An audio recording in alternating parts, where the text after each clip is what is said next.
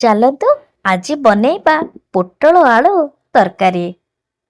ତେବେ ନମସ୍କାର, ୱେଲକମ୍ କରୁଛି ମୋ ଚ୍ୟାନେଲ ସାନ୍ଭିକା ୱାର୍ଲ୍ଡକୁ। ଆଜି ପୁଣି ଗୋଟେ ରେସିପି ସହିତ ମୁଁ ପୁଣି ଥରେ ହାଜିର ହେଇଯାଇଛି। ତେବେ ଚାଲନ୍ତୁ ରେସିପିଟା ଷ୍ଟାର୍ଟ କରିବା। ପ୍ରଥମେ ପୋଟଳ ଆଳୁକୁ ଏମିତି କାଟିଦେବା। ମୁଁ ପୋଟଳକୁ ଦେଖନ୍ତୁ କିଭଳି ଭାବରେ କାଟିଛି କଣୁଆ କରିକି। ଆପଣ ଚାହିଁଲେ ମଧ୍ୟ ଚାରିଫାଳ କରିକି କାଟିପାରିବେ, ଆପଣଙ୍କର ଇଚ୍ଛା।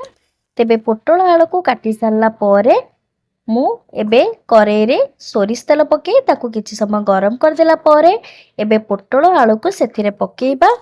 ଅଳ୍ପ ଲୁଣ ହଳଦୀ ପକାଇ ପୋଟଳ ଆଉ ଆଳୁକୁ ଭଲ ଭାବରେ ଭାଜିବା। ଏଟା କୌଣସି ନୂଆ ଗୋଟେ ରେସିପି ନୁହନ୍ତି, ଆପଣ ଘରେ ଘରେ ଏହାକୁ ନିଶ୍ଚିନ୍ତ ପ୍ରତିଦିନ ବନାଉଥିବେ।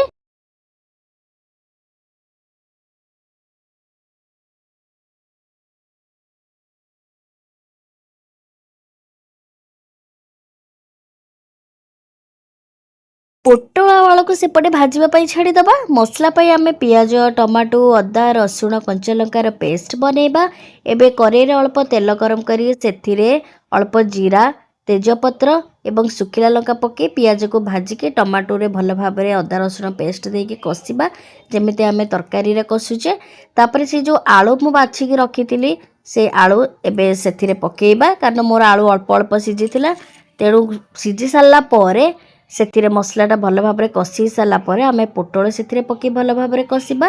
ମସଲାରେ ମୁଁ ଏଠି ପକାଇଛି ଲାଲ ମିର୍ଚ୍ଚ ପାଉଡ଼ର, କାଶ୍ମୀରୀ ଧନିଆ ଗୁଣ୍ଡ, ଜିରା ଗୁଣ୍ଡ, ଅଳ୍ପ ଟିକେ ଚିକେନ ମସଲା ଆଉ ଅଳ୍ପ ଗରମ ମସଲା। ତାକୁ ଦେଇକି ମୁଁ ମସଲାଟା ଭଲ ଭାବରେ କଷି ଦେଇଥିଲି, କାରଣ ସେତେବେଳେ ଆକ୍ଚୁଆଲି ମୋବାଇଲର ମୋର ଚାର୍ଜ ସରିଯାଇଥିଲା, ଯେଉଁଟାକି ମୁଁ ସମ୍ପୂର୍ଣ୍ଣ ଭାବରେ ରେକର୍ଡ଼ କରିପାରିନଥିଲି। ତାପରେ ଏଠି କଷା ହେଇସାରିଲା ପରେ ମୁଁ ଏଠି ଗରମ ପାଣି ଦେଇଦେବି। ଯେତିକି ଆପଣ ଝୋଳ ଖାଇବେ ସେତିକି ପାଣି ଦେବେ, ବେଶୀ ପାଣି ଦେବେନି, ନହେଲେ ପାଣିଚିଆ ହେଇଯିବ। ଏବେ କିଛି ସମୟ ଢାଙ୍କୁଣି ଘୋଡ଼େଇ ପୋଟଳ ଆଳୁକୁ ଭଲ ଭାବରେ ଫୁଟିବା ପାଇଁ ଛାଡ଼ିଦେବା। ଏବେ ଆମର ବନି ହେଇଯାଇଛି ପୋଟଳ ଆଳୁ ତରକାରୀ।